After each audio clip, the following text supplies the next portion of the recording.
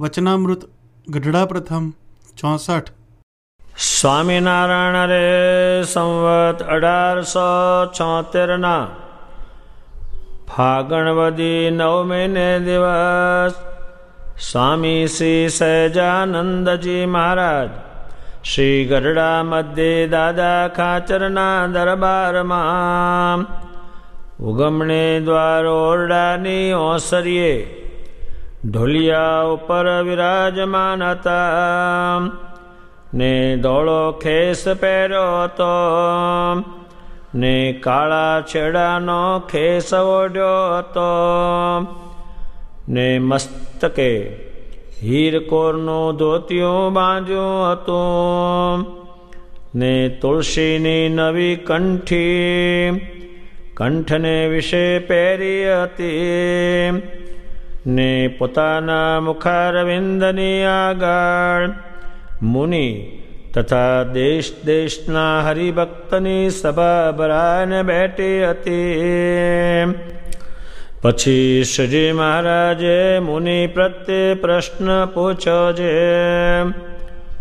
પુરુષોત્તમ એવા જે ભગવાન તેનું શરીર આત્મા તથા અક્ષર છે એમ શ્રુતિએ કહ્યું છે. તે આત્મા અને અક્ષર તે તો વિકારે રહિત છે ને તે આત્મા ને અક્ષરને વિશે કાંઈ હે ઉપાધિ નથી. અને જેમ ભગવાન માયા થકી પર છે તેમ આત્મા ને અક્ષર પણ માયા થકી પર છે. એવા જે આત્મા ને અક્ષર તે કેવી રીતે ભગવાનનું શરીર કહેવાય છે અને જીવનું શરીર તો જીવ થકી અત્યંત વિલક્ષણ છે ને વિકારવાન છે ને અને દેહી જે જીવ તે તો નિર્વિકારી છે. માટે દેહ અને દેહીને તો અત્યંત વિલક્ષણપણું છે. તેમ પુરુષોત્તમને અને પુરુષોત્તમના શરીર જે આત્મા ને અક્ષર તેને વિશે અત્યંત વિલક્ષણપણું જોઈએ.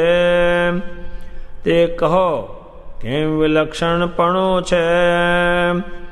પછી સર્વે મુનિએ જેની જેવી બુદ્ધિ તેણે તેવો ઉત્તર કર્યો, પણ યથાર્થ ઉત્તર કોઈથી થયો નહીં. પછી શ્રીજી મહારાજ બોલ્યા છે, લો અમે ઉત્તર કરીએ જે આત્મા અને અક્ષર એ બેને જે પુરુષોત્તમ ભગવાનનું શરીરપણું તે તો વ્યાપ્યપણું, આધીનપણું અને અસમર્થપણું તેણે કરીને છે. કેવી રીતે?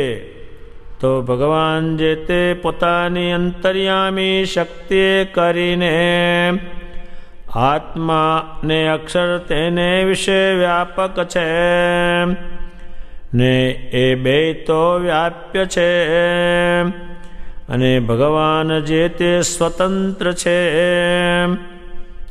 ને આત્મા ને અક્ષર તે તો ભગવાનને આધીન છે, પરતંત્ર છે અને ભગવાન જે તે અતિ સમર્થ છે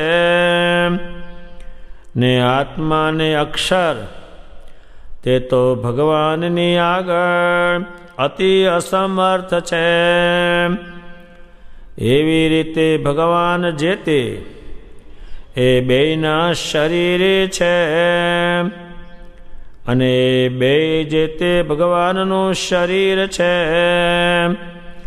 અને શરીરી એવા જે પુરુષોત્તમ ભગવાન તે તો સદાય દિવ્ય મૂર્તિમાન છે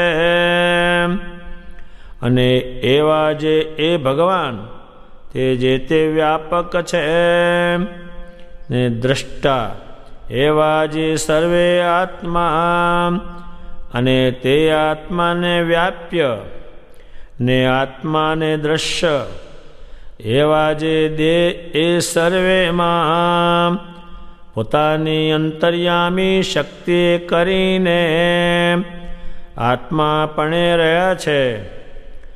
અને એવી રીતે સર્વેના આત્મા જે પુરુષોત્તમ ભગવાન તે જ્યારે રૂપવાન એવું જે દ્રશ્ય તેના આત્માપણે કરીને શાસ્ત્રને વિશે કયા હોય ત્યારે તે પુરુષોત્તમને દ્રશ્ય રૂપે કરીને પ્રતિપાદન કર્યા હોય.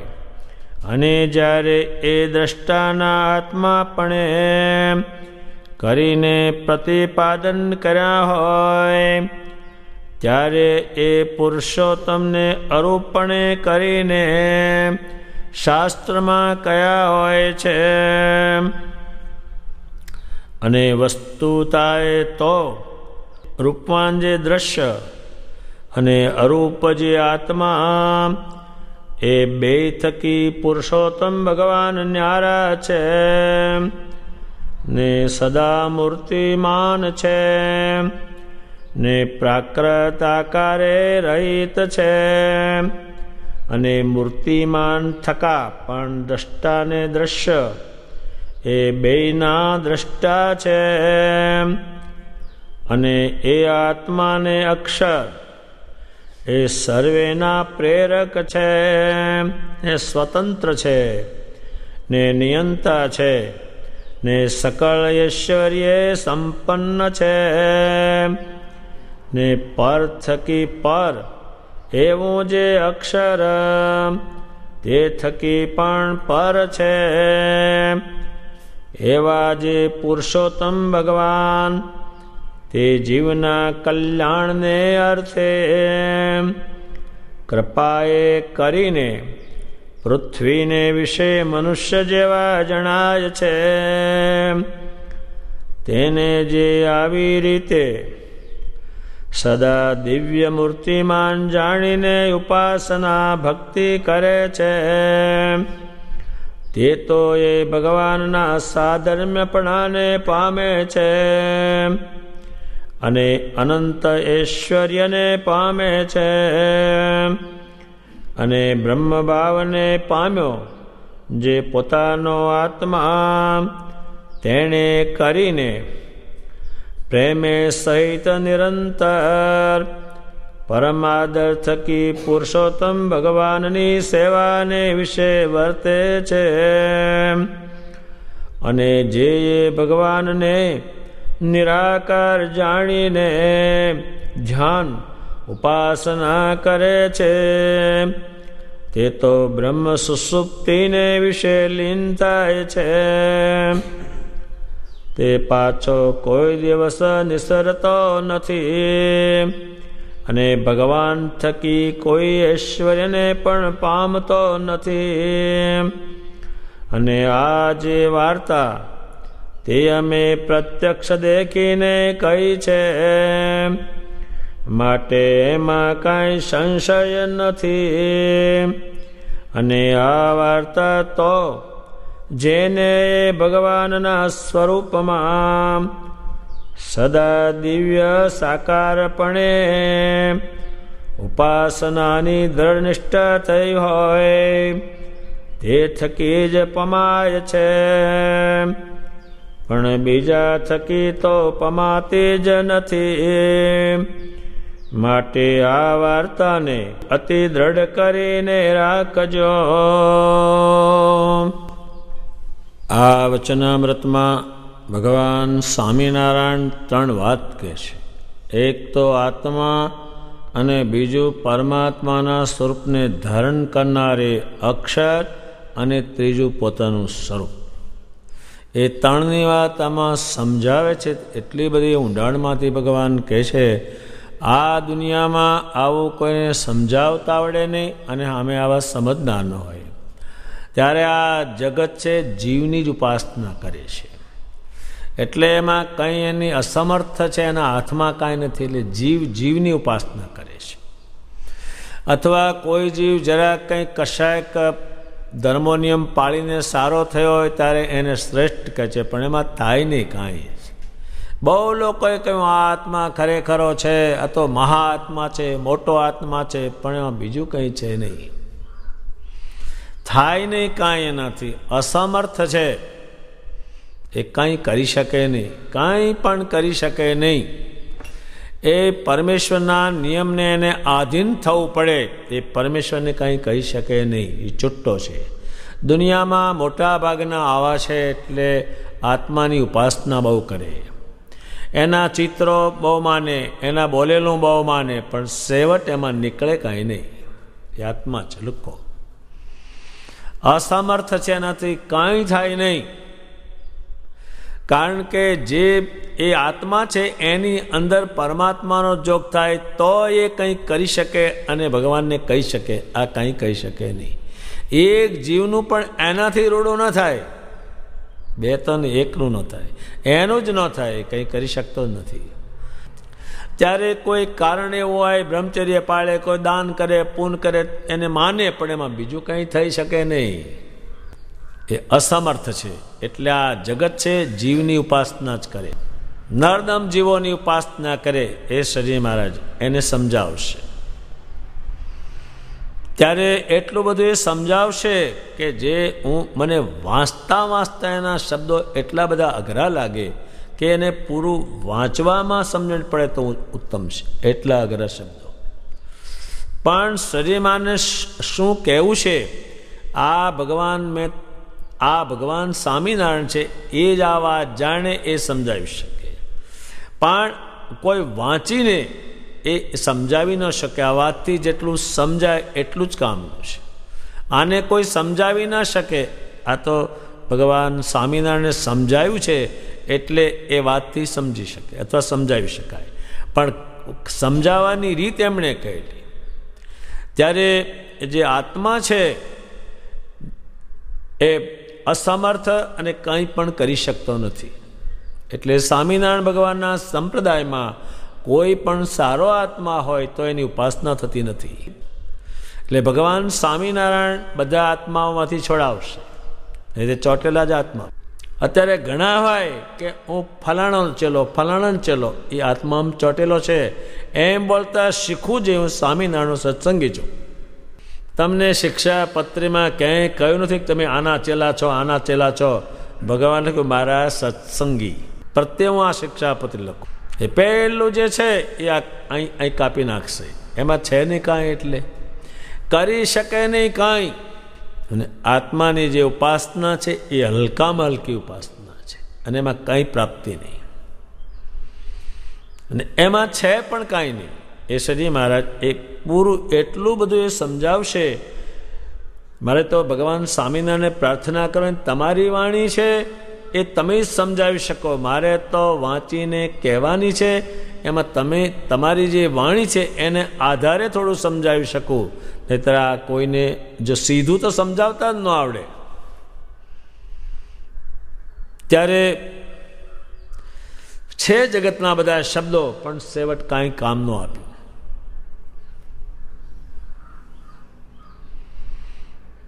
એમ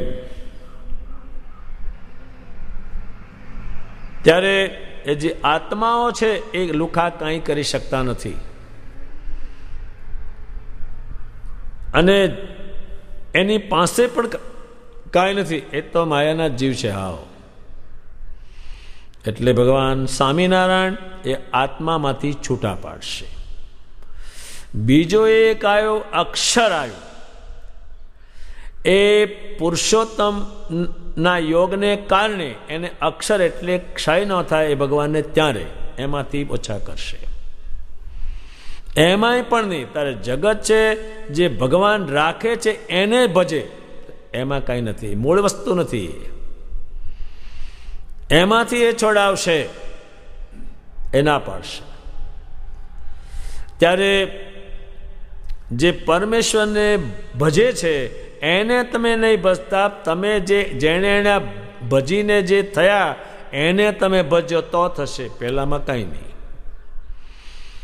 નીકળે, કાંઈ નહીં એમાંથી, આમાંથી ન નીકળે, ત્યારે એમાંથી છોડાવશે. એટલે આપણા નન સંતોએ, પરમહંસોએ ભગવાન સ્વામિનારાયણમાં જીવ ચોટે એ ઠેઠ સુધી એને વાત કે કરી, બીજી નહીં. ત્યારે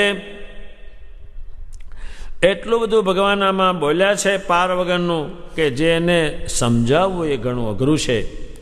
ત્યારે એ પરતંત્ર છે, આધીન છે. જે ભગવાનના વખતમાં જે પુરુષોત્તમ નારાયણની ઉપાસના કરતા એવા જે અક્ષરરૂપ જે હતા, ભગવાન જેના શરીરમાં રહેતા, એને પણ ભગવાનને અસંખ્ય પ્રાર્થનાઓ કરી છે. એટલી પ્રાર્થના આ દુનિયામાં કોઈને કરતા ના આવડે એટલી પ્રાર્થના એને કરી છે. તમારા બ્રહ્માનંદ સ્વામી એમ કહે છે કે આ દુનિયામાં બ્રહ્માંડ છે, એમાં બધા તીર્થો છે, એમાં મારું ક્યાંય મન નહીં માને, હું ક્યાંય નહીં ચોંટું. ત્યારે મેરું મન તેરી ચરણ કે રજમે, એ કેમ એણે કીધું? એણે પુરુષોત્તમની ઉપાસના કરે છે. એટલે આ સંપ્રદાયમાં ભગવાન ભજે એનું ભજન આ સંપ્રદાયમાં નહીં, અને થાય તો એ કલેશનું કારણ બને છે. એની કોઈ વસ્તુ નહીં, એનો કોઈ સિદ્ધાંત નહીં, એનો કોઈ સંપ્રદાય નહીં, એનું કોઈ શાસ્ત્ર નહીં. એટલે આ સંપ્રદાયમાં ક્યાંય અક્ષરરૂપ એટલે ભગવાનને ભજે અને ભગવાન જેના આત્મા મારે તો પણ નહીં, એ તો આત્મા હતો અને પરમેશ્વરની ઉપાસના કરી. એટલે ભગવાન સ્વામિનારાયણ જે અક્ષરધામમાંથી અનંત કોટી મુક્તો લાવ્યા, એ બધાએ પુરુષોત્તમની ઉપાસના સમજાવી. ત્યારે ભગવાન સ્વામિનારાયણ જે છે એ બધામાં વ્યાપીને રહેશે. તમને જે અંદર ખબર પડે કંઈક, એ એનું વ્યાપકપણું છે. તમને કોઈને કંઈક થવાનું હોય, તમને આગળથી કે આવું થશે, અને એ વ્યાપક છે, એની શક્તિને ઉલ્લંઘન કરીને કરી એટલે એક કર્મ પણ દુઃખરૂપ થાય. એ અંદરથી ના જ પાડે તમને જે કરવાનું, આ કરજો, આ નહીં કરતા.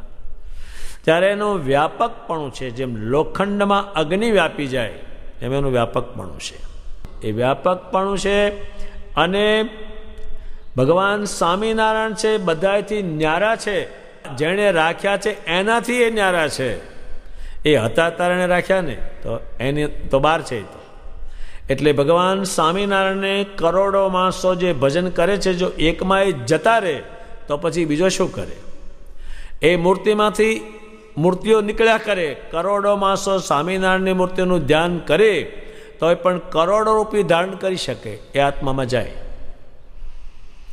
અને એ આત્મામાં જાય, અને મૂર્તિમાન એક જ હોય. આપણે જેમ હરિકૃષ્ણ મહારાજ છે, એનું લાખો માણસ ધ્યાન કરે, એની પાસે એ મૂર્તિ જાય તો તે કરોડો મૂર્તિ થઈ ગઈ એક મૂર્તિમાંથી. અને છેવટે અહીં રે, અને જો એ પેલો ધ્યાન કરનાર લે અને એમાં જતા રહે તો પછી બીજાનું શું? એટલે બધાથી ન્યારા છે. અને જે આત્માઓ છે, અક્ષર છે, એ સર્વેના પ્રેરક છે, અને પ્રેરણા આપે એમ જ કરવું પડે બધાને. કાંઈ થઈ શકે નહીં, કાંઈ જ. ત્યારે ભગવાન સ્વામિનારાયણને ઘણા આત્માઓ મલિન ભટકાણા, ઘણા સારા ભટકાણા, પણ એમાં કંઈ હતું નહીં, કાંઈ જ. ભગવાને એક આત્મા હતો, એને મલિન સાધનાઓ કરીને ભૂત પ્રેત કાળ ભૈરવ કવિ હનુમાનજી એવી સાધના કરી. ભગવાન સામે પ્રયોગ કર્યો એણે. ભગવાન કહે છે તારે જે કરવો તે કર. જો એ આત્માને ચેલેન્જ કહે છે, તું જે કરવું તે કર.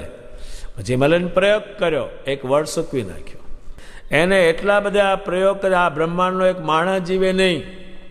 પછી સામે પુરુષોત્તમ છે, અને પછી જે એને પ્રયોગ કર્યા એ પ્રયોગવાળા એને પાછળ નડ્યા, માર્યો એને. ત્યારે આ સંપ્રદાય શુદ્ધ ભગવાને થાપેલો છે.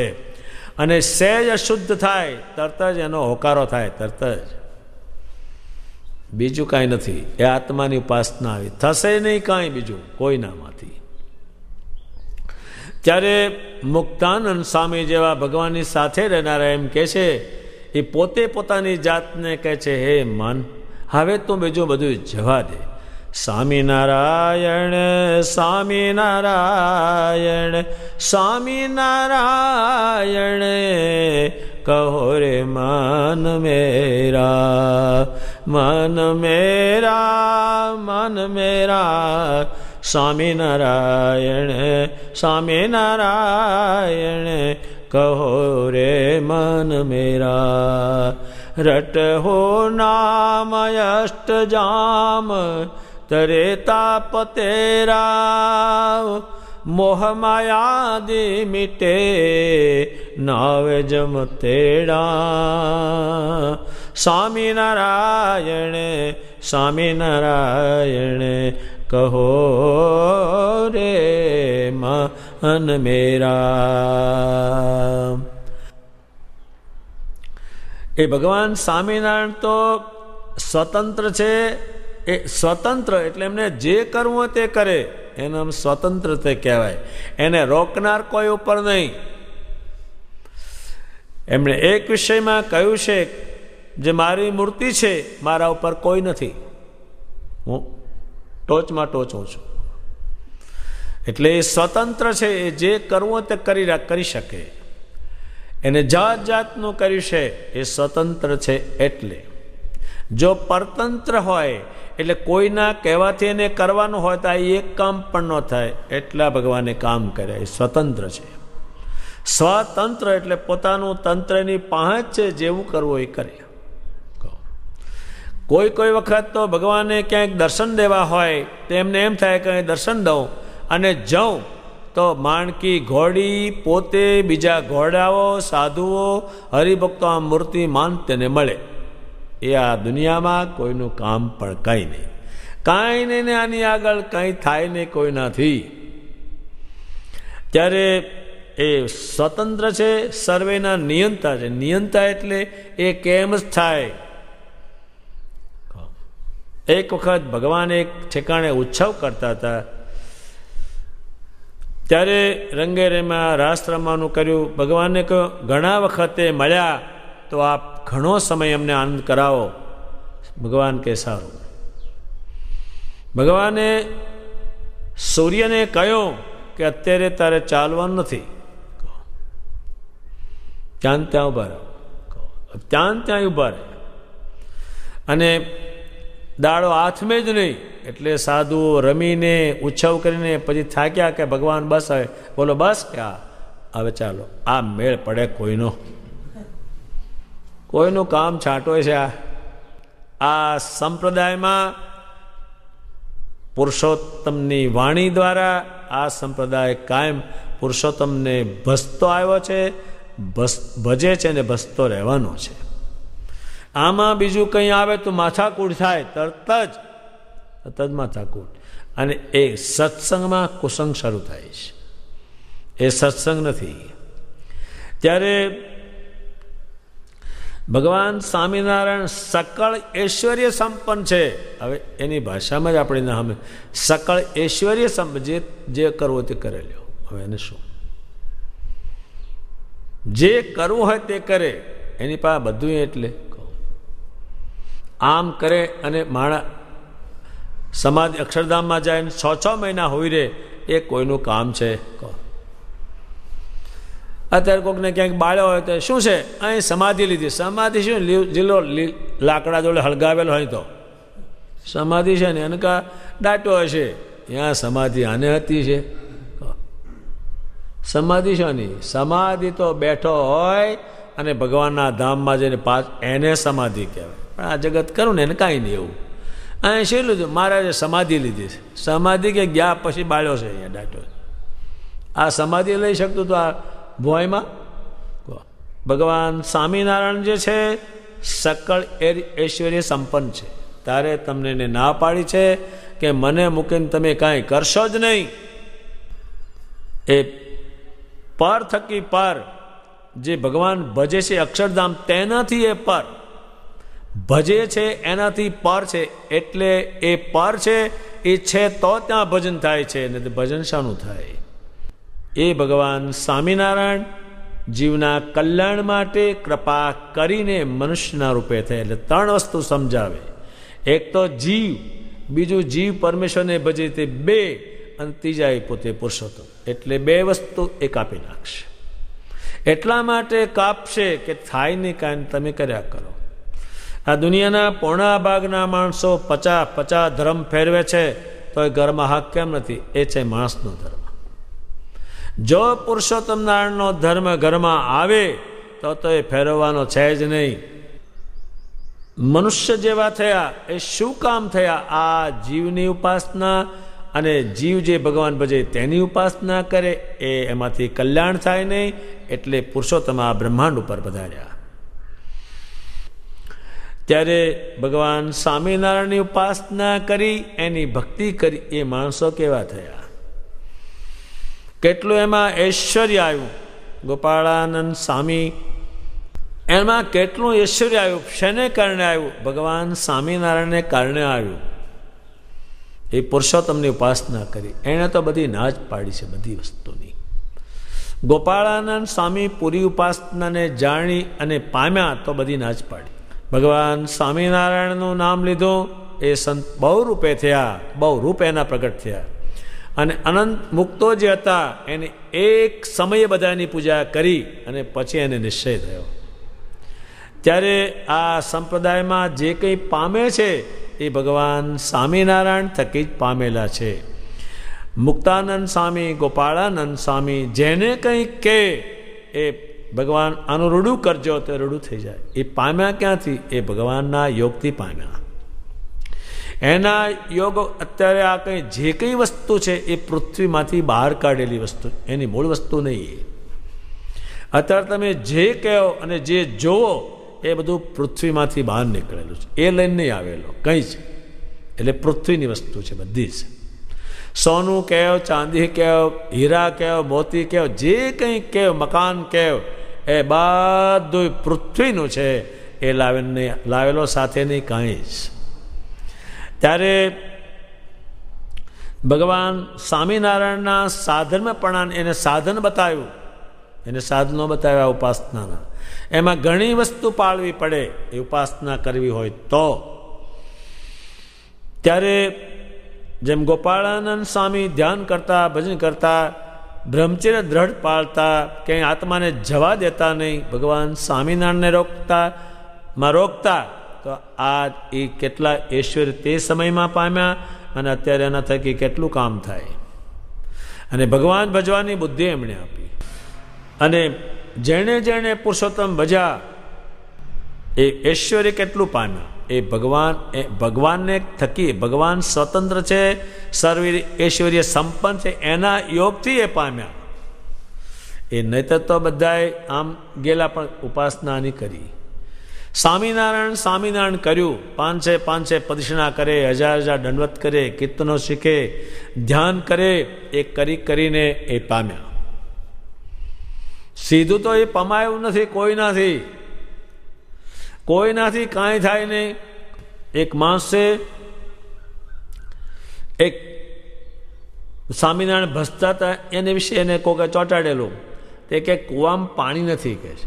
ત્યારે એના એ શીખવાડેલું. ચેલા કે કાંઈ વાંધો નહીં, અમારા ગુરુને વાત કહો. તે ગુરુને વાત કીધી કે કાંઈ વાંધો નહીં, હું સૌને.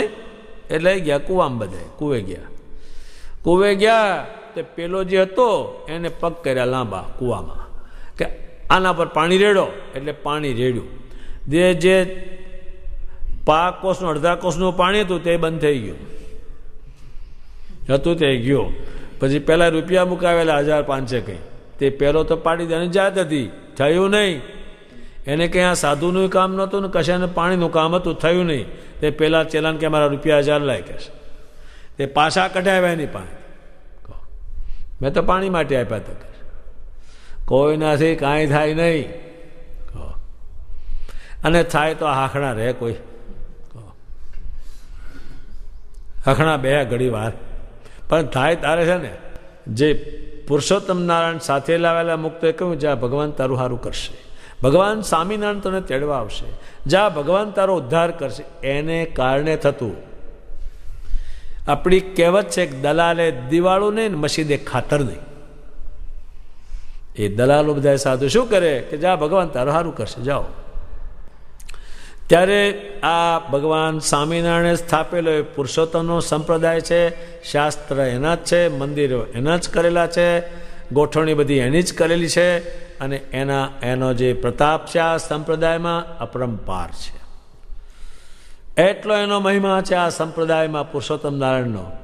ત્યારે ભગવાન સ્વામિનારાયણને નિરાકાર, એનો આકાર કંઈ કરી શકે નહીં એવા જે લુખા માણસો છે, તો એનાથી કંઈ ઐશ્વર્ય પામ્યા નહીં, કશું થયું નહીં. બ્રહ્મચર્ય પાડ્યા તોય ફેલ ગયા, ત્યાગ કર્યો તોય ફેલ ગયો. પેલી વસ્તુ નથી, જે ઉપાસના જોઈ એ નથી. એમ ભગવાન સ્વામિનારાયણની ઉપાસનાથી અક્ષરધામમાં જવાય. આ સ્વામિનારાયણની ઉપાસનાથી એનું શાસ્ત્ર વાંચવા મળે, શિક્ષાપત્રી મળે. જે આ બ્રહ્માંડમાં 1000 ગુરુ કરો તો એનું જ્ઞાન કામ લાગે કેમ? આ એકનું જ બહુ છે. એ જ પડા એમ નથી ને બીજાનું તો લેવા ક્યાં જાય? આને ત્યાં જ અત્યારે કોઈને 10 છોકરા હોય એ કોઈનો દત્તક લે. અહીં હળિયા કાઢે, અહીં હળિયો કાઢે ઘરમાં. પણ જે વાંઢું હોય ને વાંજ્યું હોય પણ એને પ્રજાના એ કોકનું લે દત્તક. દત્તક એટલે દે તું મને, એનું નહીં. એ પાદરું પડ્યું પડ્યું જાય. એમ ભગવાન સ્વામિનારાયણ એકને રાખવાથી તમારે જ્ઞાન જોઈતું એટલું, ધ્યાન જોઈતું એટલું, લીલા જોઈતો એટલો, પ્રતાપ જોઈતો એટલો. આમાંથી કંઈ પણ બીજે જવાનું કારણ નથી. બ્રહ્માનંદ સ્વામી એક મૂળીમાં મંદિર કરતા હતા. એમાં કંઈક લાકડું જોતું છે કે જા તું આપ તો તને ભગવાન લેવા આવશે. પણ કે નામ દેવાનું એ જાણે છે કે આપણામાં એ છે નહીં. અને જ્યારે એ દેહ મૂકવાના થાય બધાએ, ત્યારે સ્વામિનારાયણ સ્વામિનારાયણ સ્વામિનારાયણ, હવે તમે અક્ષરધામમાંથી અહીં પધારો ને મને લઈ જાઓ. અને લેવા આવે તારે કે ભગવાન લેવા હું જાઉં છું. ગોપાળાનંદ સ્વામીએ પછી કહ્યું કે હવે મારે ધામમાં જવું છે. બધાને કહ્યું તમે જમી લો અને પછી હું ધામમાં જવાનો છું. ભગવાન જાતે પધાર્યા અને દર્શન કર્યા. એને કારણે એ આવે તો જ જવાય. અને આ જે ભગવાન સ્વામિનારાયણની ઉપાસના છે એ પમાય ક્યાંથી, કોનાથી? તો કે એ પામ્યા હોય એને જોવા પડે, એના થકી જ પમાય. અત્યારે બ્રહ્માનંદ સ્વામી ભગવાનની ઉપાસનાને પામ્યા છે. દિવ્ય સાકાર, દિવ્ય એટલે દેખાય. તમે જ્યારે આ તો આપણને પેલી ક્રિયા કરીને ખેતરમાં આપણે જઈએ અને ઢેફા પાસે કઈ કે ઢેફા મારે રીંગણા ખાવા છે, એમ એ નીકળતા છે. એમ બધા અડધું કરે છે. તમે જો એની ઉપાસના કરો તો એ મૂર્તિમાંથી જ નીકળે. એ મૂર્તિમાન છે એટલે જ્યારે સંભાળો ત્યારે. જ્યાં તમે એને બરાબર પૂજો અને બરાબર એક આખો હવારના બેસી અને હાજ સુધી ભગવાનના ભક્ત હો, અને જો મૂર્તિમાં તમારો જીવ ચોટેલો હોય, તમે ભજન કરો સાંજ પહેલાં એ દેખાઈ જાય શું કામ છે, તમારે શું કામ છે. એટલે એનું ભજન થાય છે, કીર્તન થાય. એ આમ તો રાડિયો પાડવાનું થતું નથી, એની પ્રાપ્તિ માટે છે. સ્વામિનારાયણ એમ જે તાણીથી કે હું આવીશ અને તમારા ઘાટ બંધ થઈ જશે, એ એને કારણે થાય છે. ત્યારે જે ભગવાન સ્વામિનારાયણ મૂર્તિમાન જાણ્યા, સાકાર આકારવાળા જાણ્યા, જોયા, અને જ્યારે આકાર જોઈએ ત્યારે પ્રગટ થાય છે, એના થકી જ પમાય. એટલે અત્યારે આપણે આ સંપ્રદાયમાં ભગવાન સ્વામિનારાયણની વાણી અને એ વાણી કોનામાં ઉતરી, કોણે ઉપાસના કરી એ જોવો. ત્યારે ગોપાળાનંદ સ્વામી લાવો, બ્રહ્માનંદજી લાવો, નિષ્કુળાનંદજી લાવો, દાદા કાચર લાવો, હજારો લાવો, ત્યારે ખબર પડે કે આ ઉપાસનાથી આમ થયું. ત્યારે એના થકી જે પમાય. તમારે અત્યારે ભગવાન સ્વામિનારાયણની શુદ્ધ ઉપાસના સમજવી હોય ત્યારે તમારે મુક્તાનંદજીનું લાવવું પડે, વાંચવું પડે. એ તમને બધેથી રોકીને પુરુષોત્તમમાં ચોંટાડે, કારણ કે એ એમાં ચોંટ્યા છે. એટલે તમારે પુરુષોત્તમને ભજવા હોય તો બ્રહ્માનંદની વાણી લાવવી પડે, નિષ્કુળાનની લાવવી પડે. એ તો બહુ પડે પણ લાવવી પડે એની જ, કારણ કે એને સાકાર જાણી, મૂર્તિમાન જાણીને ભજન કર્યું છે અને ઉપાસના કરી છે. એટલું એણે લખાણ કર્યું ઉપાસના ઉપર, પણ એમને કરી છે એમના થકી જ પમાય. જેણે ભગવાન સ્વામિનારાયણની સાકાર જાણીને, મૂર્તિમાન જાણીને ઉપાસના નથી કરી, એનાથી કંઈ તમને પમાય જ નહીં. જેની પાસે દોઢિયું જ બેંકમાં ના મૂક્યું હોય, હવે એ તમને ચેકબુક રાખીને લખી આલે 25,000ની, ધક્કો છે ખાલી.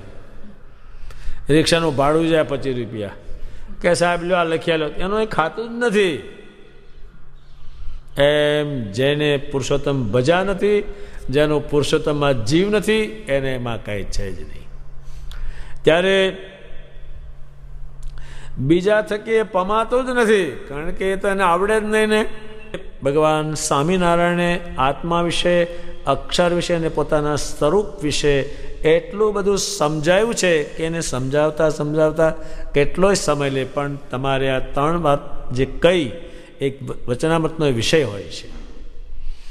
એટલે તમારે આત્માની ઉપાસના નહીં કરવાની. ગમે એટલો આ જગતમાં સારો હોય કે બીજો હોય, આખી દુનિયાનો રાજ ચલાવે તો બીજું કંઈ છે નહીં એમાં, બીજું કંઈ નહીં. બીજું ભગવાન ભજે, અને જેના આત્મામાં ભગવાન એની પાસે પણ કાંઈ નહીં. એ મેળવ્યું ક્યાંથી? એ ભગવાન પુરુષોત્તમમાંથી મેળવ્યું. એટલે પુરુષોત્તમ નારાયણ છૂટા છે બધાએથી. મેં તમને કહ્યું કે હરિકૃષ્ણ મહારાજ છે, એનું લાખો લોકો ધ્યાન કરે અને ત્યાં મૂર્તિ લઈ જાય, પાસે નવડાવે, એને નવડાવે, લુગડા પહેરાવે, આરતી કરે. કરોડો માણસોના માસે ભગવાન થઈ જાય, પણ વડતાલમાં કાયમ ઉભા હોય. એમ 3 વસ્તુ સમજાવી એટલે આપણે ગોખી રાખવાની કે નામ લેવું હોય તો સ્વામિનારાયણનું, ભજન કરવું હોય તો સ્વામિનારાયણનું, કંઈ જોતું હોય તો સ્વામિનારાયણ પાસે જે કંઈ હોય એક મૂકીને બીજે જવાનું ના પાડ છે ભગવાન પોતે જ, અને એ જાણે છે એની પાસે સર્વ શક્તિ છે. આ તો આપણે ઉપયોગ કરીએ નહીં અને પછી કંઈ કરીએ તો નકામું છે. ત્યારે આપણે કરીએ તો એ થાય જ. ગોપાળાનંદ સ્વામીએ જે કરી ઉપાસના, તો એ કેવું પામ્યા, અને આપણે કેમ ન પામીએ કે આપણે જડ ઉપાસના કરીએ છીએ, આ પરમેશ્વરને નહીં. ગોપાળાનંદ સ્વામી કેવું પામ્યા, નિષ્કુળાનંદ સ્વામી કેવો યોગ પામ્યા. આજ આખું બ્રહ્માંડ એના જ્ઞાન ઉપરથી પુરુષોત્તમ ભજે એટલું તેમને જ્ઞાન કર્યું, પણ એ પુરુષોત્તમની ઉપાસનાને કારણે. ગોપાળાનંદ સ્વામીએ સાળીપુરમાં હનુમાનજી પધરાવ્યા, તો પણ એના એ ઐશ્વર્ય પામેલા છે કે હનુમાનજી કે જે ભગવાન સ્વામિનારાયણની જંગલમાં સેવા કરી હોય, ફળ ફૂલ ખવડાવ્યા હોય, રક્ષણ કરી સેવા કરી હોય, એ હનુમાનજી આમાં દાખલ થાવ. ઐશ્વર્ય કેટલું પામ્યા.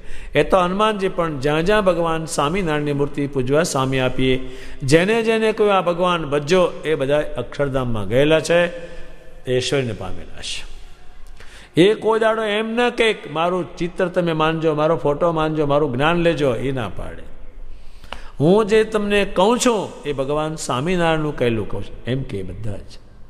એને માથે તો કોઈ ચીજ રાખે નહીં ને, એ જાણે છે કે આપણે હાથમાં નહીં. જે કંઈ જોઈએ તે ભગવાન સ્વામિનારાયણને કહેલું છે, જે કંઈ પામવું હોય તે ભગવાનને કહેલું છે. ત્યારે આ વચનામૃતમાં 3 વાત કહી છે: આત્મા, અક્ષર અને પુરુષોત્તમ. આ બ્રહ્માંડમાં છૂટું પાડતા જ કોઈને ના આવડે, બધું ભેગું ગોળવા કરે, બધું જ. આત્માની આત્મામાં કંઈ છે નહીં. તમે એમ માનો કે આ છોકરો સુખી કરશે, એ વાત નહીં ગોખવાની.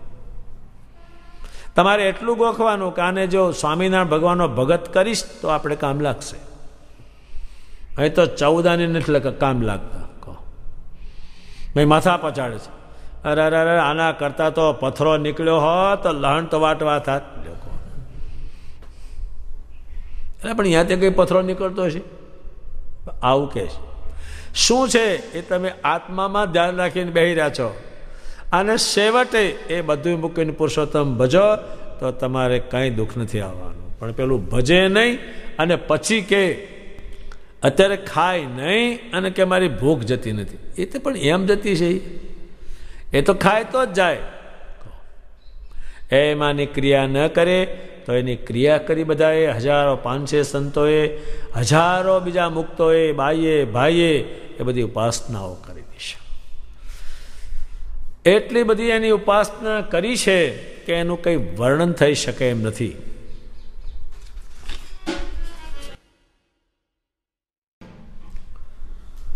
ભગવાન સ્વામિનારાયણની ઉપાસનાથી કેવું પામે છે, ત્યારે એક વાંકાનેરના નિવાસી રાજકોટમાં એક રણછોડભાઈ કરીને ભટ્ટ રહેતા હતા. અખંડ સ્વામિનારાયણનું સ્મરણ કરતા, એમના આકારની સ્વરૂપની પૂજા કરતા. ભગવાન સ્વામિનારાયણે એક મહિના પહેલાં આવીને કહ્યું એને કે તારો દેહ એક મહિના પછી છૂટી જશે અને જેઠ મહિનામાં શુક્લ પક્ષમાં 10મીને દિવસે હું લેવા આવીશ. આ બ્રહ્માંડમાં એનો મેળ જ ન બેસે કોઈનાથી. પછી ભગવાને એમણે જે દિવસ આપ્યો હતો તે પહેલાં 2 દિવસ અગાઉ એણે પુડલા કર્યા અને ખાધા. પછી એને બાળવાના જે લાકડા હતા એ જાડા તેને ફડાવ્યા અને પછી કહે છે મને ભગવાન આ દિવસે લેવા આવવાના છે. ભગવાન સ્વામિનારાયણ એના કહેલા સમય પ્રમાણે રણછોડ ભટ્ટને લેવા પધાર્યા. રણછોડ ભટ્ટે પ્રાર્થના કરી ભગવાનની અને બધાને કહ્યું, કુટુંબીઓને એક રામજી કરીને એના મેળાપી હરિભગત ભટ્ટ હતા, એને કહ્યું આ ભગવાન આવ્યા છે, હું સાથે જાઉં છું. અને એનો દુર્લભ નામનો દીકરો હતો, એને ભલામણ કરી કે ભગવાન તને પણ પરચા પૂરશે કહીને કહી. એમ કરી બધા એનો મળી અને પછી પોતે દેહ ત્યાગ કરે છે. એનો જીવ ભગવાન સાથે ધામમાં જાય છે. 11માં એનું થયું ત્યારે એના દીકરા દુર્લભ રામને ભગવાને સમાધિમાં બીજા ઘણા ધામ દેખાડ્યા. ભગવાન આગળ છે ને એ પાછળ છે. ભગવાન ધામ બતાવે ને આ ધામમાં તારે રહેવું છે કે ના આમાં નથી રહેવું, મારે ક્યાં રહેવું છે કે તમે જ્યાં રહેવું ત્યાં રહેવું છે. એ દુર્લભ રામને ભગવાન અક્ષરધામમાં લઈ જાય છે. જે મૂર્તિ એમની આગળ ચાલતી હતી એ મૂર્તિ ધામમાં ગયા પછી ધામની મૂર્તિ જોડે એક થઈ ગઈ. હજુ દેહનું તો એના રાજકોટમાં જ છે. પછી એને ચારે બાજુ જોયું ત્યારે તેમના પિતા રણછોડ ભટ્ટને જોયા. બહુ આનંદને પામ્યા. પછી ભગવાન કહે છે હજુ તું દેહમાં પાછો જા કે મારે જવું નથી. ભગવાન કે તારે હજુ આયુષ્ય બાકી છે, પાછો જા કે ના મારે અહીંયા જ રહેવું છે. ત્યારે ભગવાન સ્વામિનારાયણને કહે છે મને તરસ લાગી છે, પાણી પીવું છે. કે અહીંનું પાણી પીશ તો તને એ ત્યાં પાણી નહીં ભાવે, એટલે એનું પાણી તું પીતો નહીં. સારું. ભગવાન સ્વામિનારાયણને અક્ષરધામમાં કહે છે હું પાછો ક્યારે જાઉં? કે મારા પિતા અને તમે ને મુક્તાન સ્વામી જ્યારે લેવા આવો તો જ હું પાછો જાઉં. ભગવાને એને વરદાન આપ્યું કે પાછો જા. એ પ્રમાણે મેં લેવા આવશો.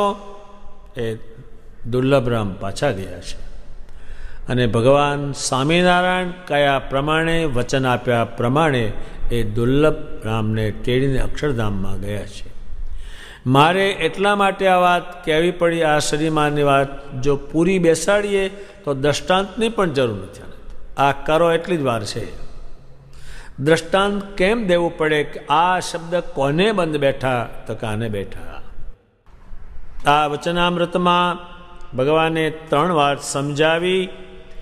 એક તો જીવ અને બીજો ભગવાન ભજે છે એ આત્મા, જેના આત્મામાં ભગવાન રહે અક્ષરરૂપ, અને ત્રીજા પુરુષોત્તમ. આ સંપ્રદાયમાં પુરુષોત્તમ નારાયણ કાયમ ભજાય છે અને ભજાતા રહેવાના છે. એના પ્રતાપે આ જીવ અનેક ઐશ્વર્યને પામે છે. એ શેને કારણે? કે પુરુષોત્તમને ભજે છે એને કારણે. જે આપણા સંતો બધા યોગને પામ્યા, સર્વ પ્રકારના યોગને પામ્યા, એ શેને કારણે? પુરુષોત્તમ નારાયણને કારણે. આમ ભગવાન સ્વામિનારાયણની ઉપાસના કરે તો જ એનો મેળ પડે એવો છે, બીજા કશાયથી આ મેળ પડે એવો નથી. ગોપાળાનંદ સ્વામીના બ્રહ્માંડના તમામ દેવો જ્યારે બોલાવે ત્યારે મળવા આવતા. એક સચ્ચિદાનંદ કરીને સ્વામી હતા, એને ઇન્દ્ર સાથે થોડો મેળ હતો. તે ઇન્દ્રના લોકમાં જ્યારે જાય, ઇન્દ્રના સભામાં જાય ત્યારે એ સ્વામીને ઇન્દ્ર રાજા પગે લાગતા અને પોતાના આસન ઉપર બેસાડતા. આનો તો એટલું બધું પામ્યા છે જેનું વર્ણન થઈ શકે એમ નહીં. પણ આપણને જો કંઈ મનમાં મનાય નહીં તો એ ક્રિયા કરતા નથી, એનું કારણ છે, બીજું કોઈ કારણ નથી. જે ગોપાળાનંદ સ્વામી પુરુષોત્તમ ભજ્યા એ જ પુરુષોત્તમને આપણે ભજીએ છીએ. પણ એ અખંડ એમાં રહેતા, જે માટલું પાણીથી બહાર નહોતું નીકળે અને નીકળે તો તરફડે, એમ આપણે જેટલું સંગથી બહાર નીકળીએ એટલા તરફડિયા મારવાના છે, બીજું કશું એમાં નથી. હેરાન ગતિનો પાર નથી. મોટા મોટા કરોડપતિઓ હોય તો પણ દુઃખી સામાન્ય માણસ પાસે જવું જ પડે ને. અને માણસ કેમ કરવું પડે? તમને ભગવાન માણસ પાસે અને ભગવાન ભજે એની પાસે જવાની એ ના પાડે. ત્યારે આ વચનામૃતમાં 3 વાત છે, એ તમારે કાયમ ધ્યાનમાં રાખવાની. ગમે તેટલો જીવ સમર્થ હોય, રોજ 1 કરોડ રૂપિયા કમાય તો એની બુદ્ધિ કલ્યાણ માટે કામની નથી, એ બુદ્ધિ જળ છે. ત્યારે અને ભગવાન ભજે એની પાસે કાંઈ નથી, એ ભગવાન ભજીને થયેલા છે. એટલે તમારે જ્યારે ભગવાન ભજવા હોય ત્યારે સ્વામિનારાયણ ભજવા, એનું બહુ જ છે. આ બ્રહ્માંડમાં એના ઐશ્વર્યનો, એના પ્રતાપનો, એના સામર્થ્યનો પાર નથી.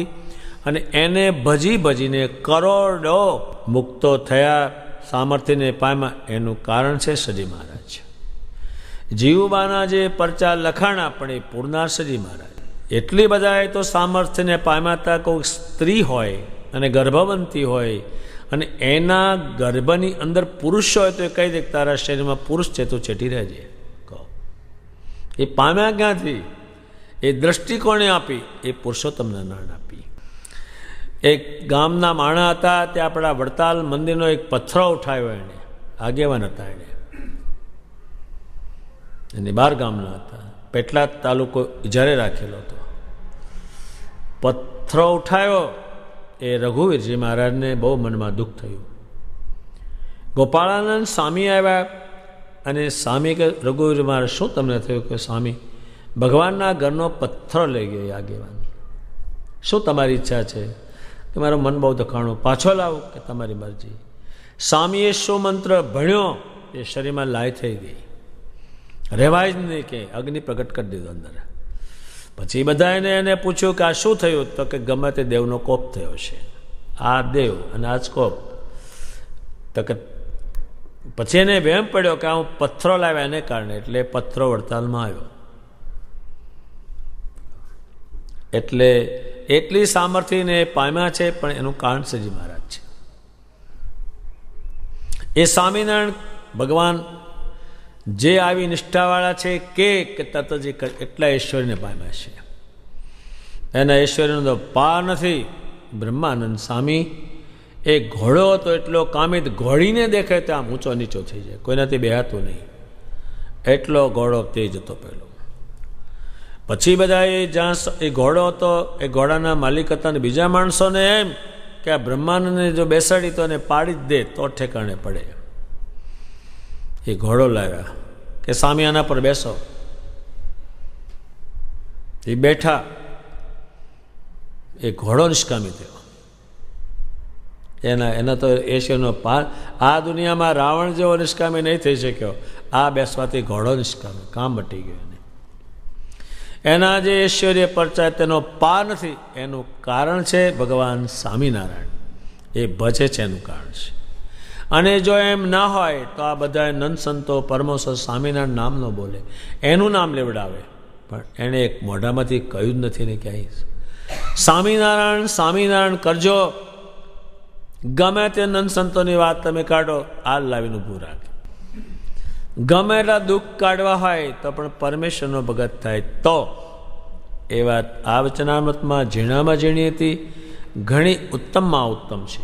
એ મેં જે રીતે એ ભગવાનના શબ્દો થોડાક સમજવાનો જે મેં પ્રયત્ન કર્યો અને ભગવાનને પ્રાર્થના કરી, તમારા શબ્દો છે એને હું નહીં સમજાવી શકું, તમે સમજાવી શકો, શબ્દ તમારા છે.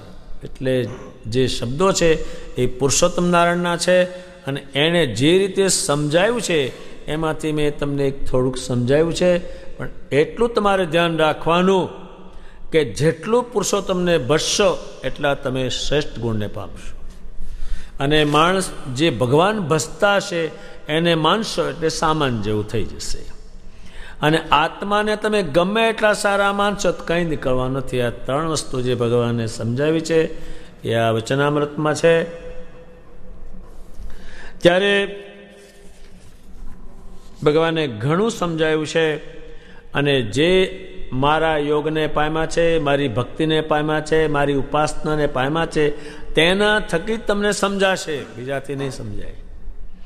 મારું જ્ઞાન કેમાં ઉતર્યું અને કેમાં ગયું તો ગોપાળાનંદ સ્વામી લાવવા પડે, બ્રહ્માંજીને લાવવા પડે, નિષ્કુળાનજીને, પાંચે પરમહંસોને, મુકુંદ બ્રહ્મચારીને, ઉત્તમ રાજાને, જોબનજીને બધા લાવવા પડે તો જ તમને ખ્યાલ આવે કે આણે ઉપાસના કરે શું થયું. નહીંતર એનો ખ્યાલ પણ ન આવે. ઘણી વાત ભગવાને એમાં કહી છે. એવી રીતે ગઢડા પ્રથમ પ્રકરણનું 64મું વચનામૃત પૂરું થયું. સહજાનંદ સ્વામી મહારાજની જય.